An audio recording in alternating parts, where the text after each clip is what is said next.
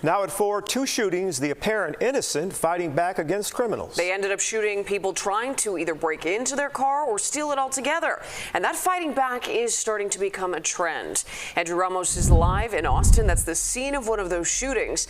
And Andrew, one of the victims in this case is a retired police officer. That's right, and we did get a chance to speak to that retired cop who did not want to go on camera, but told us that it was his neighbor who initially alerted him that somebody was trying to break into his car, which led him to come out of his house and confront the man that we would probably agree targeted the wrong car. Police say it all unfolded at about 2:15 this morning in the 300 block of North Mayfield Avenue. That's when the 53-year-old offender was seen trying to break into a vehicle. That vehicle belonged to a 73-year-old retired Chicago police officer. That retired cop approached the man and warned him to leave, but he tells CBS News Chicago that the suspect lunged at him and attempted to take his gun. That's when the retired officer opened fire, shooting the man in the shoulder. 3 hours later, in a separate, unrelated incident on the south side, police say a 47-year-old man was sitting inside his vehicle in the 1600 block of West 82nd Street when he was approached by 4 men who attempted to carjack him.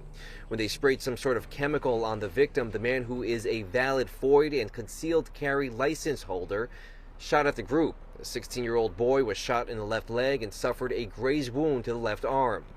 The other offenders took off in the victim's Toyota Camry. While both shootings remain under investigation, under Illinois state law, the victim's use of force in these cases, for now, appear to be justified.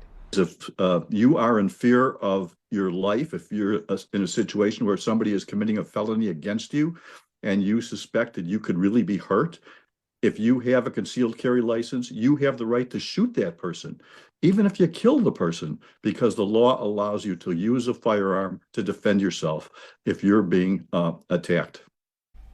Now, the victims in both cases were left unharmed, while the offenders were transported to area hospitals and were last listed both in good condition.